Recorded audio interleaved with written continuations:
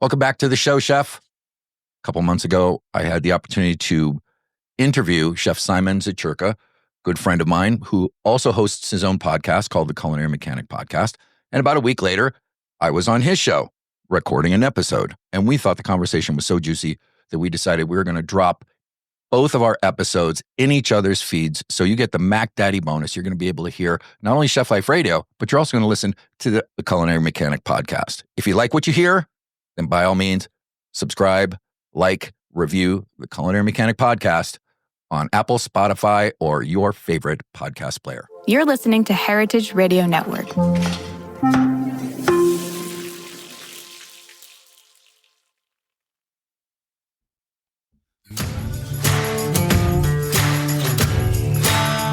From kitchen chaos to well-oiled machines, get ready for newfangled technology and old-school know-how.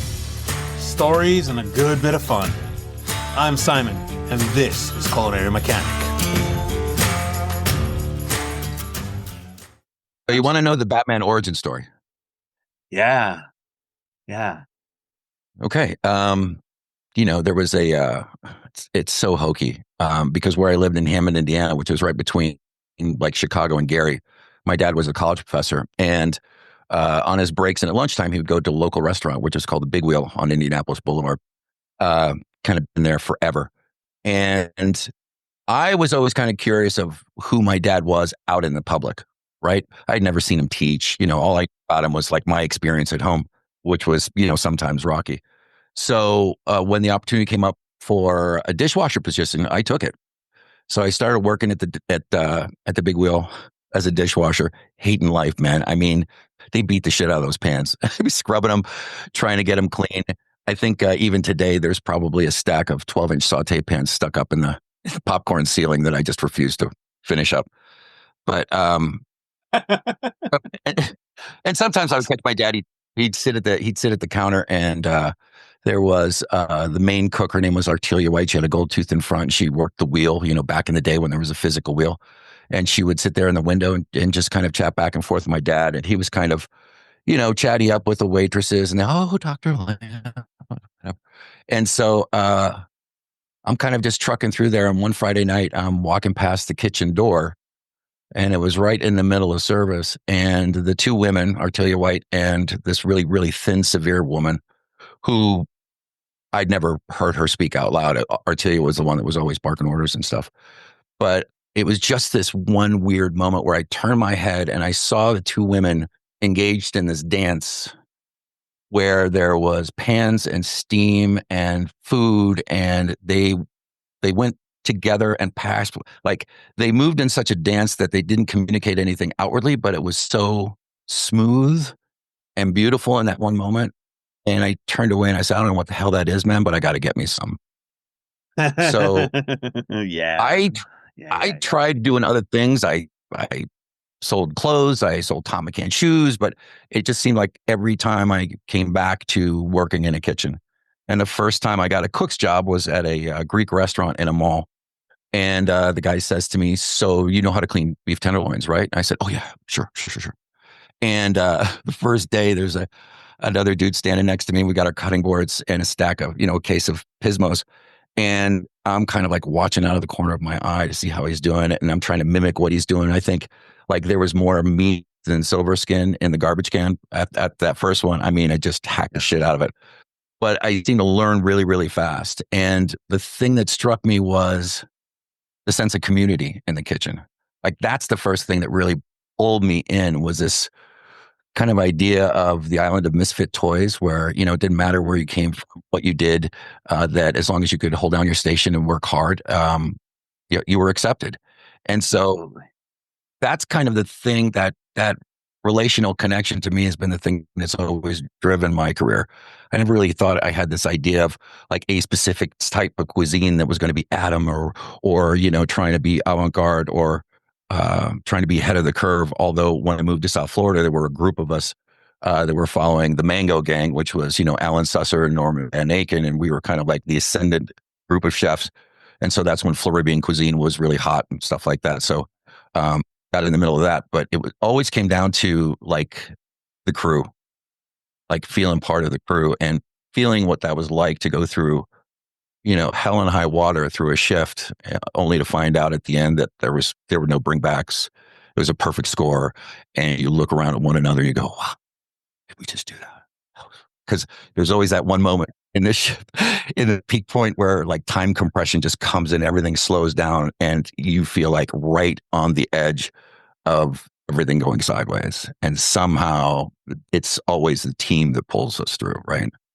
And so I've been motivated by that type of passion and compassion all through my career. And it's been a labor of love. And the industry's given me so much opportunity to learn and to experiment and to be different versions of myself, because I was very focused on becoming the apex predator in the punch bowl. From where I grew up in Hammond, Indiana, I understood that if I wanted to be a chef, I had to kind of hop jobs, Calumet City, South Chicago. If I was going to get up in the city, that's where I could be a chef. And I got as far as Calumet City before I like just was shaking my head. I was a sous chef at a country club, and the executive chef was a woman, and she decided to visit upon me every slight, every ill that she had to suffer. So I was basically the emotional whipping post for the entire group of men. And I learned very, very early on that having the feminine in the kitchen is a really good thing. Like, it provides balance in so many ways. And so my very first executive chef job, my sous chef was a woman, and she saved my ass from getting fired several times. And she said, we had a goodbye for me after a year and a half. And she said to me, Lamb, you weren't a very good chef when you started, but you turned into a pretty good one. And coming from Lori Walker, I took that high praise, man, for sure. That's good stuff. I listened to that, and I just remember somebody I was talking to not too long ago say to me, kitchens in some ways, especially back in the day, were like the last true meritocracy, right? Yep. It's like everything. It doesn't matter if you had green. Well, no, it didn't matter if you had green hair or if you had a mohawk. Or nowadays, it's like you got piercings, you got tattoos, whatever that is. It really, it's like kick ass in the kitchen, and kick ass on your station and keep it clean, and you're gold. Talk about like the perfect score. I worked in a steakhouse back, so that was, in the mid '90s, and it was all wood fire back when it wasn't as popular, right? And instead of being this sort of the more shallow grates, these grates they were easily 32 inches deep. So you had long tongs, and you were reaching back over fire to get that like well done back in the corner. You also had a Bain Marie of ice water to stick your hand in. Oh yes. Oh yes. And you had the big ingredient bins at your feet with soaked wood. So it was smoky and you couldn't see because you were constantly creating that, like, you're trying to temper that fire with a piece of wood so that you get some smoke and really get everything going. And at the end of the night, you'd be if you were on the grill, you'd be clamoring to the chef or to the sous chef to say, what, like, how'd I do? Oh, well, you had, because they wouldn't, in the middle of service, you'd never know, because we were just moving too fast, and I'll never forget, I was one day, the grill cook, he had a rough one. And I just looked at the guy standing next to me, and I was the guy who was saucing plates. And remember timbales of rice, right? Packing the rice with a little butter inside that bouillon cup. and I was the guy back who was in the day plating. Right, the confetti on the rim. That was back in the day with the timbales. Oh man, this was one step removed from that, because we had nothing on the plate. There was no garnish. It was a steakhouse. We plated everything in the window, so the plates were lightning hot, and the inside of your forearms were just scars constantly. Yeah. It was years before I got rid of those things. And so I thought I had the easy job, right? I'm the sauce guy. I make sauces. I learned how to do that. It's cool. And I said to the guy sort of in the middle, he helped plate and everything. I was like, man, I don't know if I could do that. And this son of a bitch turns to the chef at after service and he goes, Simon doesn't think he can grill. So I walk in the next day. It's a Wednesday night, and There you go, man. I shook hands with the chef. Said, "Good afternoon, sir." He said, "Good afternoon. You're on the grill today." I was like, "What?" I turn and I look at Tony. I was like, "What did you do?" Like, you're the only person I said that. He's like, "Well, I just told him that you didn't think you had it." And so I'd never worked that grill. I'd worked multiple grills throughout the previous 4 or 5, 6 years. And at the end of the night, I turned and I looked and he goes, if it wasn't for the fact that the other guy would cry every day if he didn't get to be on the grill, I'd put you on the grill because there was less drama and like Right. you just did it. And you were so scared to screw up that you were like a machine. And I was like, thank you. He goes, now get back to your station. I don't know about you, but I did not get into the restaurant business to spend all my time in a cramped little office. I love being in the kitchen, out on the floor. And if you're nodding your head right now, I want to introduce you to an amazing company called Starfish. Look, I've gotten to know their CEO, Jordan, recently, and what they're building really impresses me. They're using AI to read your P&L, and they're going to email you actionable insights every week so you can lower your costs and increase revenue. Best part is you don't have to spend time digging through your P&Ls, poring over reports in that cramped little office. Starfish is going to do that for you so you can get back to the part of the business that you love. If you're interested, go to their website, use starfish.com. That's USE starfish.com. And tell them Simon sent you. You bring up a great point, man, that, that fear of fucking up, can serve you really, really well, man. Because now, all of a sudden, like, I think just like anything else, man, once we start getting complacent and comfortable, that's when the trouble starts. But as long as we're like approaching things with a certain amount of, I would replace probably fear with reverence. I was thinking about our conversation today, and one of the things that kept popping up in my head was this idea of presence, right? Like what makes a great chef? And we can talk about, leadership and all this other stuff. But I think really what separates the good from the great is this idea of being completely present in the moment, whether they're within or whether with, building a dish or whether they're out with the guests, they're like nothing else exists except for that moment, right? Everything's chaos is going all around them, but if they can just be present in that one moment, I had an opportunity to do that during COVID. There was a server who was like on the verge of breakdown, and we were walking back and forth in this hallway, and I just stopped her and I said, "Listen, I just need you to just let it all out. I got you." And people were walking past, and I'm like, I don't care about them. Like, I didn't care about whether service was starting or anything. Like, for me, the most important thing in that moment was being there for her. Like, it didn't end up that we solved anything or that that it made her feel any better. But I think in that one moment, she got that I was willing to listen to her, regardless of whether I had like um, a solution for her or not. It was kind of like bringing me back to this idea of like when we can have that presence in every moment of our day, man, the great day. Yeah. I think for me, like I had a time in my sous chef career, it was probably 4 or 5 years long, where I was this spaz, man. Like things would hit me in the face and I'd be like, oh my Yeah. God, like the sky is falling. And I had a chef who he had moments of Zen-like clarity. He didn't have a lot of them because he was pretty high. He come from one of those cultures, Sure. right? And I had spent time in the same company, but one of those cultures where um, it was openly said that, like, if you're brilliant, asshole is tolerated. Right? And Yeah. so the nuclear would come to him pretty fast. Like he'd be calm, he'd be like and he was a tall dude. He's probably 6'3", right? Bald head. He was a swimmer, so he had shoulders wide as Kansas. And he had a presence. And there was moments where I would just be like, how are you so calm right now? Like, how do you do that?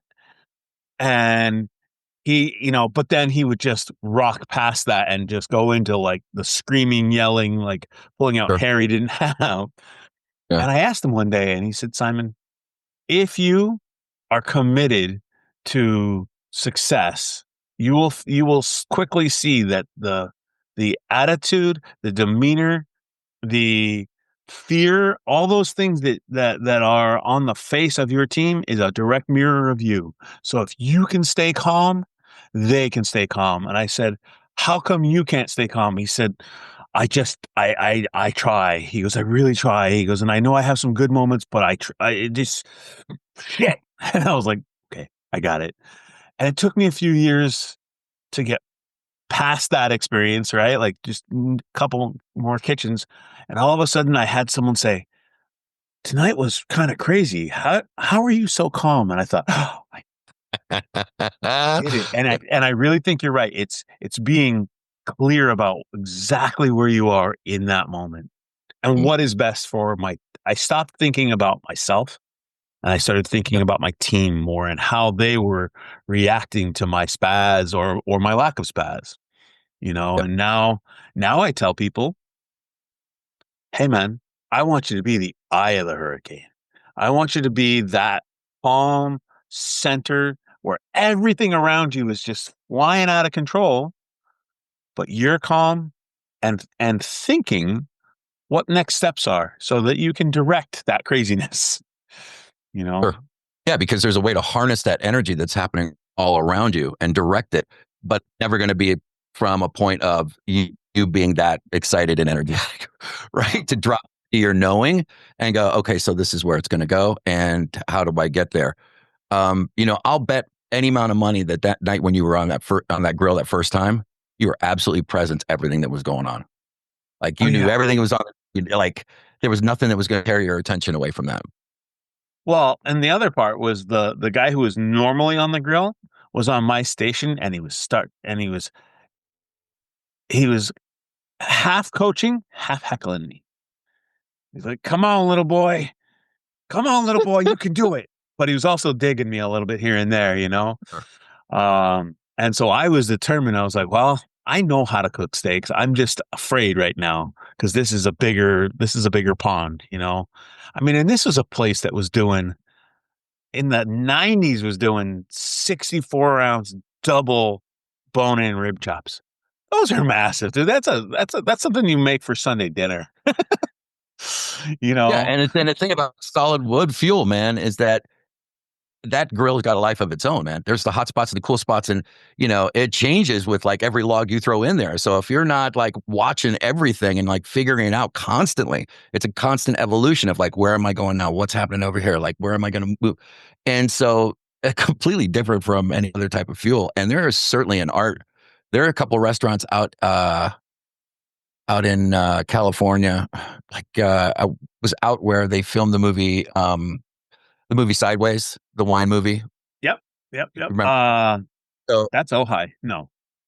I'm sorry, no, Paso that's Robles. Paso Robles. uh, no, Nah. it's Lompoc, Yep. Buellton, right? There you So go. there's a couple restaurants right outside of Buellton that are these huge warehouses that use those huge. I mean, the grate itself is hanging from the ceiling. You can lift it up and lift it down over the Oh grill. wow. And these three guys, just because there's a glass window there and you can sit and watch these guys work, it's mesmerizing, dude. I mean, it's just like those guys are worth every penny that they get paid because it comes out the product. And to your point, plates are clean. There's nothing on it. It's just like, here's your beauty right there, man. Fantastic stuff. Man, that was the space where the fillet would sit on the toast round, and if it bled through the toast, if there was blood on the plate, you were Right. replating. Yeah. Oh, I mean, and today, and how many again, folks actually know that they got to let that stuff rest, right? Let it rest before you plate it, please. oh, I learned those lessons, boy. I learned those lessons, and I as at the end of my tenure there, I was confident enough in plating that I would look at the chef and go, "Hey, like for some reason he didn't get those two ribeyes on, and now they need to rest. So we're gonna do that next ticket." He's like, "No, I want that." I'm like, "No, chef, because if I do it, I'm You don't gonna do want it it. 3 times. I'm gonna plate it 3 times instead of just giving you what you want the first time and out." And thankfully the chef and we were pretty good friends, right? And so he learned that I was growing really quickly, and but after like 2 years of that, I was like, okay, I gotta go. I That learned it. was Got it. such an intense environment. I wanted to learn more about food. Um, I think for me, like those were days when I couldn't get a pan in my hand. I'd walk in and they'd see grill cook, and I was just stuck on the grill, I started lying. Right. Like, what do you do? I'm a saute cook, and the first time I did that was rough, but I learned, I was like, I'm like, I'm just a little rusty, Right. and then the Exactly. cook training me would show me. And, I mean, I was in Albuquerque, New Mexico in the 90s. It wasn't exactly a food mecca, you know, Sure. there's a couple places, but man, If I could just round back to that first yes, experience sir. working at a Greek restaurant, I learned a lot there. And one of the things that I learned had nothing really to do with cooking, but the owner, about 10:45 every morning would tell me, okay, load up the griddle, with liver and onions. And I'm like, what? Now you got to understand, liver and onions was not on the menu, but he had Okay. me do entire, 36 inch griddle with liver and onions right before the doors open. And after a couple of times, I said, "Well, if this is not on the menu, why are we doing it?" He said, "Did you ever smell it outside in the hallway?" And I'm like, "No." So then he had me go out into the hallway in this mall, and as I'm walking past, you don't really know if it's liver and onion. Like all you know is you start salivating, and that's how he would get people guys to come in to have. And I'll tell you, man, I remembered that 20 years later when I was at a seafood restaurant in Fort Lauderdale, Florida. And what I would do is right at the hostess stand, I would put up a little burner with a pot of oil and herbs, rosemary, garlic, and just on a slow burn and have that kind of waft while people walked in. And that's really cool. Like when you can start exciting those senses. I was reflecting on this the other day as well. It's like when you're in the kitchen, like you have to use every single one of your senses. Like you can't have earbuds in because you got to listen to shit in the pan. You can't like Yeah. every single of yours is heightened and it becomes developed in such a way that you can tell when you could see a pan and know that something's not happening right because you can't hear it or you can't see it in a particular way. And I think a lot of us don't really give ourselves credit for the hypersensitivity that we become accustomed to, like that is part of what we do. So that when we go out into the real world or the other world to take a job somewhere else, our senses are like, well, what do you want me to do now, man? Yeah, I mean, being able when you start to understand that like something that's sautéing has a higher pitch when it's starting to burn, Oh, mm, right? ah, And it took me a while to figure that one out, and I learned it with mushrooms. And oh yeah, so the squeak, so so right, so when all of the moisture goes out, basically what happens is when you boil all the moisture out of the mushroom, now it's just frying. Right, and it makes a different pop, and when I learned that, I started, like, turning up the heat on mushrooms to listen to them. Right, and then so now I'll be at home, and I'll be cooking, and maybe I'll, like, "Oh, that's got a few minutes," and I'll walk around the corner into the living room, and now it's like, "Oh, wait, I can hear the tone has changed. Time to go back," and the first time I did that, I think in a professional kitchen, somebody looked at me like, how did you do that? I'm like, listen to it. It's gonna tell you the story, yeah, right? exactly, yeah, No, been product of the so grill. like I learned it on the flat top too because like this one cook liked to cook at like he was scared of making mistakes, so he would turn the flat top down to like 340, 350, and I'm like, that thing needs to be ripping at like 450. Yep, Like otherwise you don't get the series. Like, no, I overcooked things then. there's no caramelization, there's I'm no like, Maillard. no, you have to be a better timer than I said, "Wait longer to fire things." He's like, What?" I'm like, "Hey, man, like, slow is smooth, smooth is fast. Don't equate fast with good." Right? Right, It'll yes, come, yeah, but to your but point, stage it all. Like Now you've got your protein sitting in front of you, and now you're just waiting for pickup, and then it's bang, go. Instead of like I see kitchens that employ KDS systems, and they don't split their tickets up by station, so every ticket goes to every station.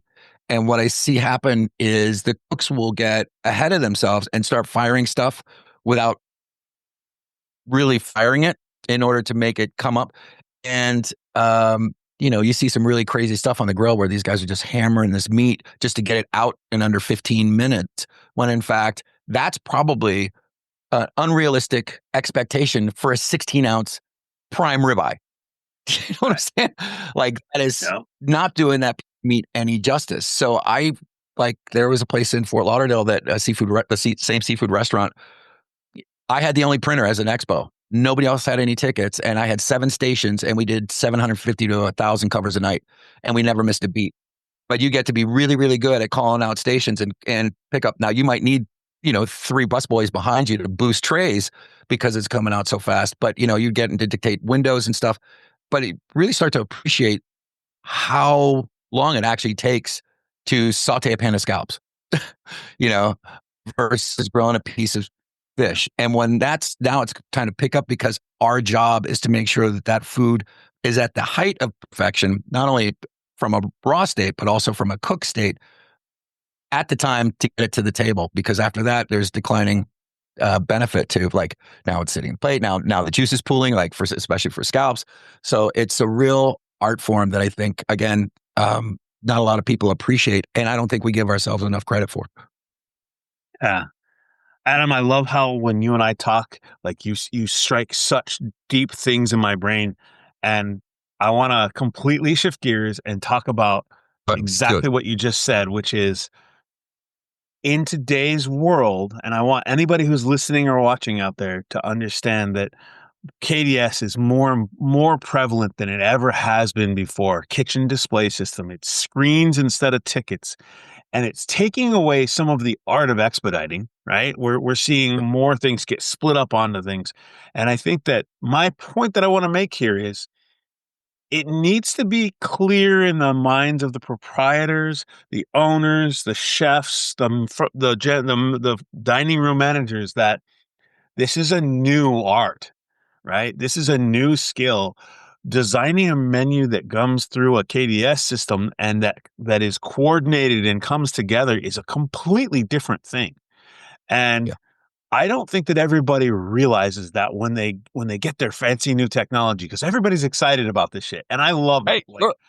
Like I was a part of a team that converted 7 restaurants in 3 months to KDS. Mm, But the first ones were tough, man. The first one, it was like, oh, okay. And you had to find new ways of doing things, because all of a sudden, each cook, like in this place, each cook had only their stuff, yeah, which is right? the way And it so should be. we did some things. Yes, we did some things where we audited the menu a little bit, edited the menu a little bit, so that if there was anything that was really long, we were looking for ways that we could, without sacrificing quality, speed up Identify it, right? production. Yep. You know, and we still had them. We still had, like, you have if beef fajitas and they want them well done. Well, then, that it was the responsibility of that cook to scream down to the other side and go, "Hey, just wait on table 61. I don't know what you're doing, but I'm Yep. not there yet. I'll Yep. give you 5, and at 5, everything could go flying forward." You know, but Yes.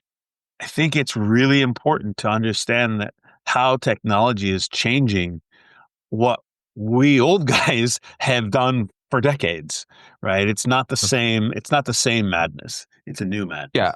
I couldn't agree with you more, Simon. The first thing I guess I want to say is I'm a big proponent of technology, right?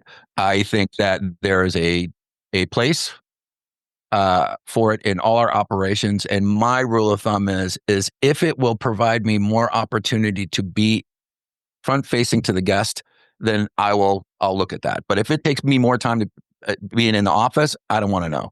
So to your point about KDS, I think even in the best of times, like when it went from, Expo only having to the printer, now every station has a printer. I think the same thing applies from KDS. I don't think KDS which is an incredibly dynamic system. And to your point, needs some adjustment. I don't think that that means that you go without a fucking expediter. I think the expediter is even more essential then, because all you're doing is letting the cooks know that they've got 12 chicken all day on their station.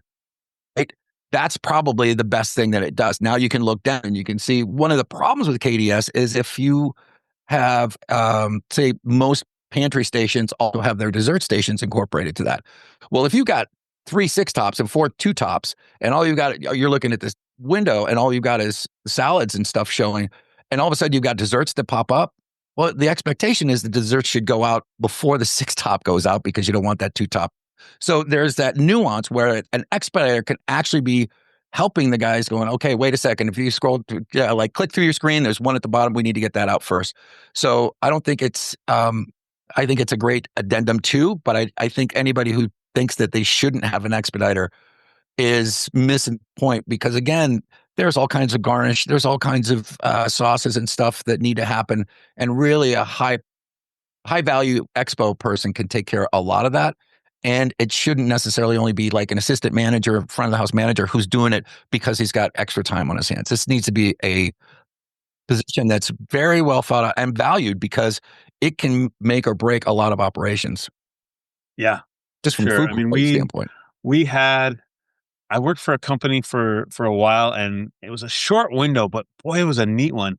And they turned the expo into the FQ, which was the food quality specialist. And it was kind of an interesting thing. It Sure. was wasn't quite a full big corporate move, but they they loved it, and then they started looking at the additional labor that we were incurring, because we weren't just bringing in an experienced busboy to do it, right? Like that's what a lot of times happens. You get on the outside and you get an expo, and he's like the best busboy, Right. Food or the runner best does. food runner. And so what we were doing was really taking guys and gals who were line supervisor, junior sous chef qual, like they were good cooks, right? And I used it as a lever because I could go and then take that expo position over on when things got deep, and I could send that cook in. I could send that person into the line and go, here, dig them out. Or I could get back behind the line and talk directly to that person and help dig, right? Well, we used to call that the hammer and the anvil, right? So you've got that one that's a floater on the line, and you're like directing, okay, go down to saute because we're Yep. back, like, and you're providing assistance to that and leverage in that particular point. And I think that food quality thing, like, what a great benefit. Like, I'm saute cook. I've been getting them shit kicked out of me for 3 weeks straight, and I get to go do expo. I get to do food quality one night. Like, it's an additional benefit we can provide our cooks. And I mean, the implication is that that person knows the food so well that not only their station, but all the stations, they have the critical eye and skill to be able to look at stuff and know if it's right or not. And I think that's a great acknowledgement for somebody who, has been in the trenches and has an opportunity to, like, just take a breath. And to your point, gets in the weeds, that time compression where everything gets slammed. I opened up a restaurant in a movie theater in Boca Raton, Florida. The very first time a full service restaurant was in a movie theater. 60-inch love seats in these balconies, and there was like 150 seats in the bistro, and then another 150 seats in the back, more formal dining room, and then some other stuff we used to do, the concessions. But every night was like, you got people who got a place to go. They sit down, they come in late. Okay, my movie starts at 8. Can I get my food? Like, we had to go through that every single night. And I remember quite clearly, man, 7:45 one night on a Saturday, I just let the machine run. I mean, the tickets they were piling up on the floor because we just needed a minute to regroup.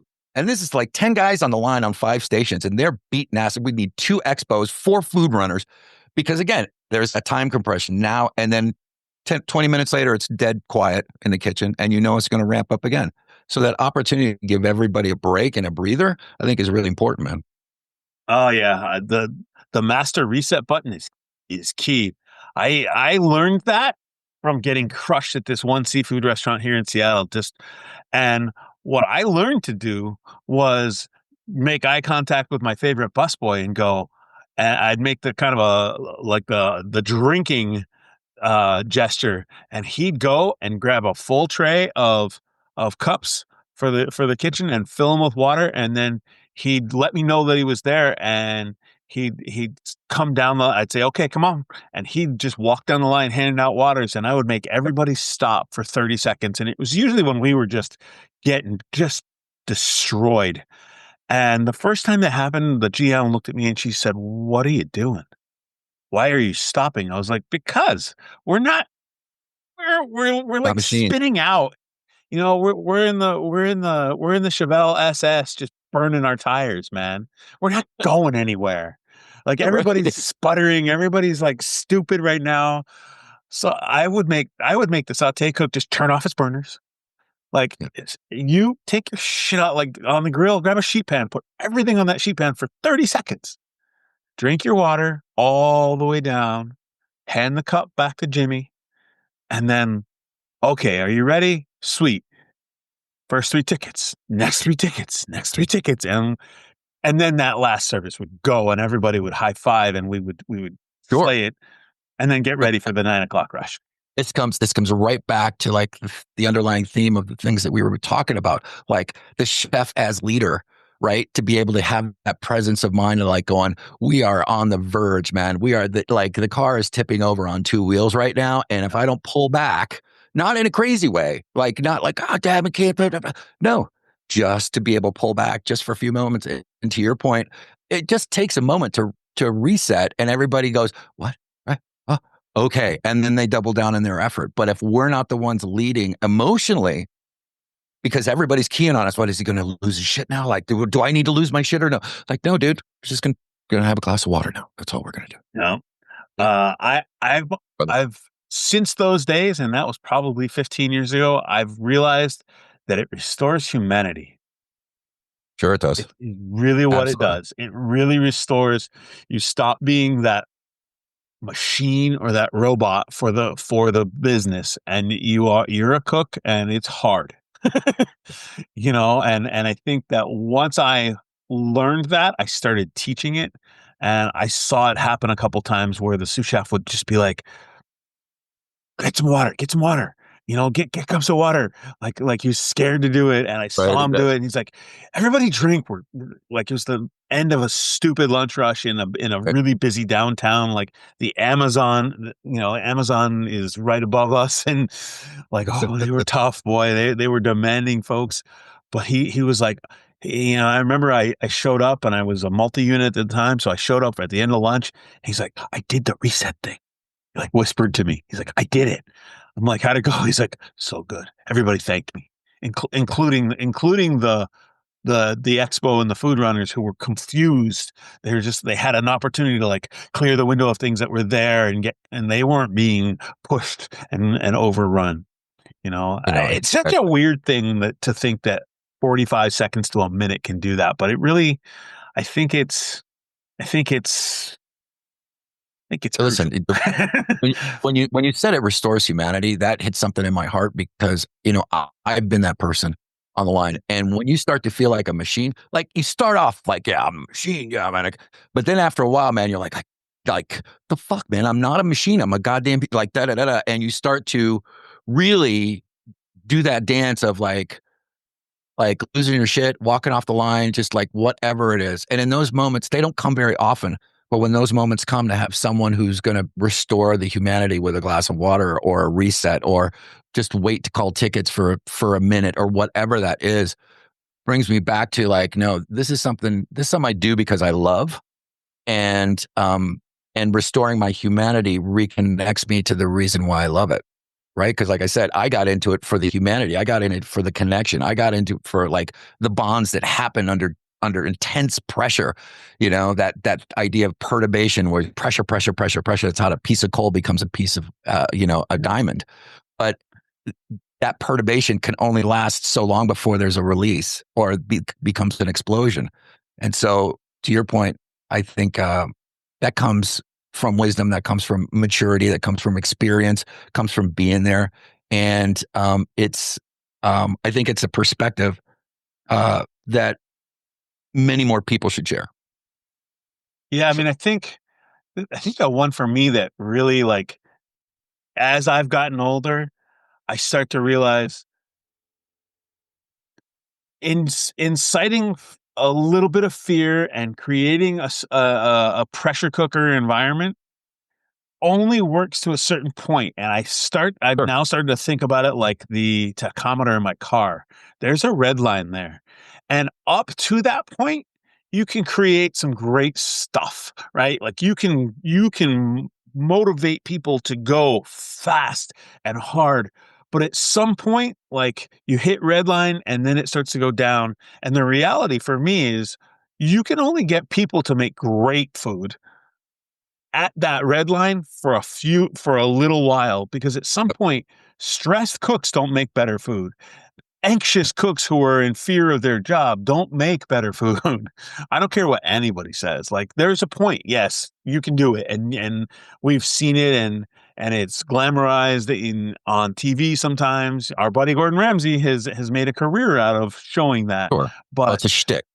it totally is. Like I Totally. got to be behind the scenes years ago, on the set of the second season of Hell's Kitchen, and that guy he was instructing people to turn off ovens and turn off AC just to turn up the heat on people.